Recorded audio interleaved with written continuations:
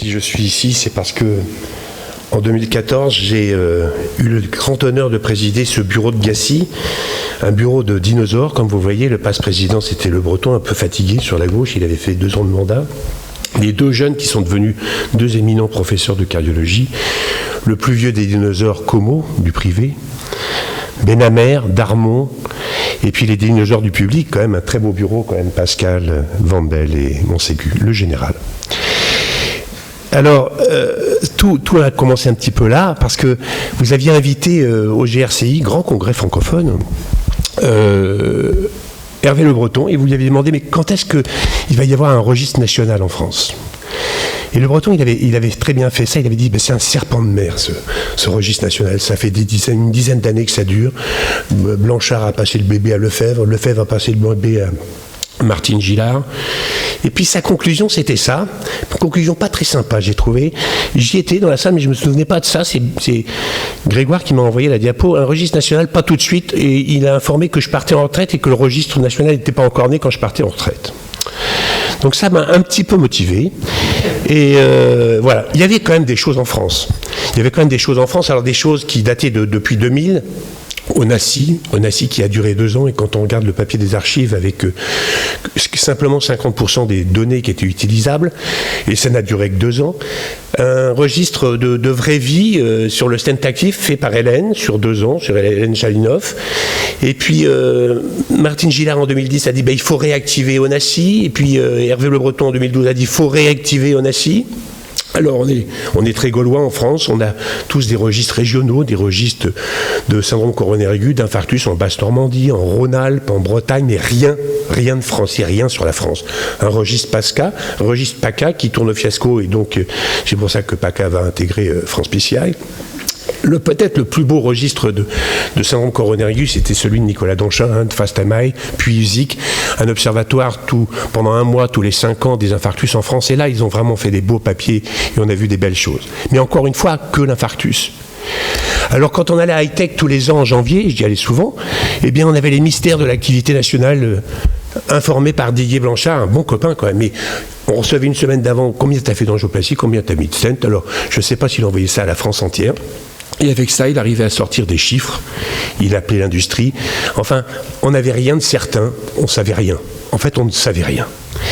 Et début 2015, je suis convoqué par la communauté européenne. Tous les présidents de groupes de cardiologie interventionnelle européens de chaque groupe, de chaque pays, sont convoqués à la Maison du Cœur à Nice. Et là, on est censé présenter notre activité.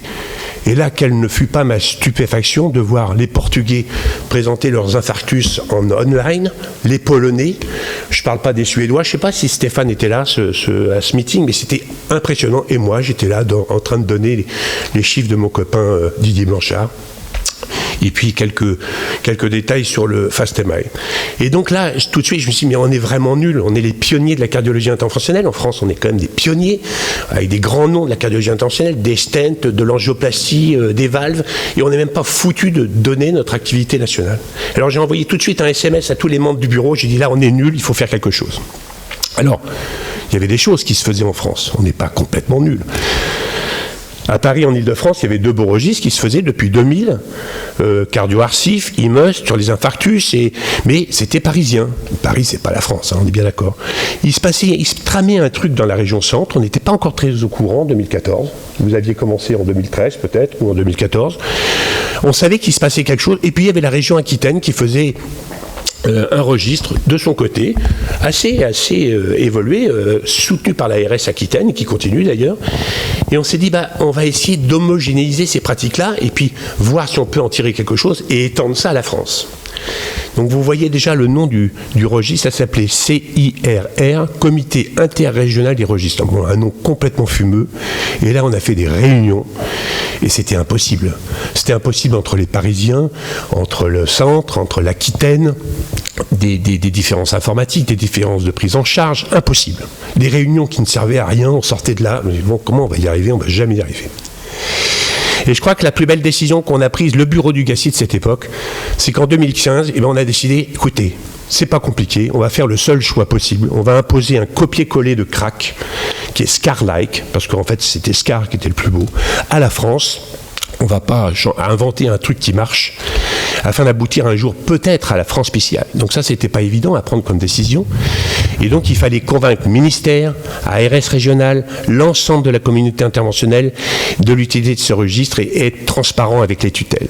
Et alors là, ça a été un travail énorme de consensus. En fait, c'est le mot qui est. Il avait fallu établir un consensus national, un consensus régional. Alors, le consensus national, il commence par les décideurs. Parce que les décideurs, les grands pontes essentiellement parisiens, ils vont au ministère. Donc, s'ils ne sont pas d'accord avec nous, eh ben, le registre, il naîtra jamais. Donc, on a essayé. On a rencontré les grands ponts. Il y en avait 3 à l'époque qui sont incontournables. Je ne sais pas s'ils sont toujours comme ça, mais les présidents de SFC, tous les VIP de la cardiologie interventionnelle, il fallait convaincre, parce que en fait tous les cardiologues interventionnels sont un peu VIP, hein, donc c'est pas évident non plus. Les tutelles. Alors je vous raconte pas le nombre de réunions au ministère, aux ARS et même à l'Élysée. Il y en a quelques-uns qui ont été convoqués au thé à l'Élysée. Et on a fait ça. Alors ça a été. Philippe m'a envoyé les courriers qu'on a fait, c'était monstrueux. On a fait qu'écrire des courriers, des déplacements, les salles d'attente, on connaissait très bien. Et puis la répétition des messages, on recommençait à zéro tout. Ça a duré au moins 1 an. Alors là, c'est quand même très important. Je voudrais remercier quelques personnes parce qu'elles sont fondamentales dans le développement de ce registre. C'est le professeur Thuez, qui est un ami, qui est pharmacologue à Rouen, qui était conseiller de M. Bertrand et qui était conseiller à l'époque de la DGES, qui nous a permis de rentrer au ministère. Parce que c'est pas facile de rentrer dans un ministère. Madame Katia Julienne, qui était une directrice adjointe de la DGES, qui est une femme remarquable, intellectuelle, une écoute attentive, extrêmement brillante, qui est actuellement conseillère au handicap à l'Élysée, qui a été complètement séduite par le registre.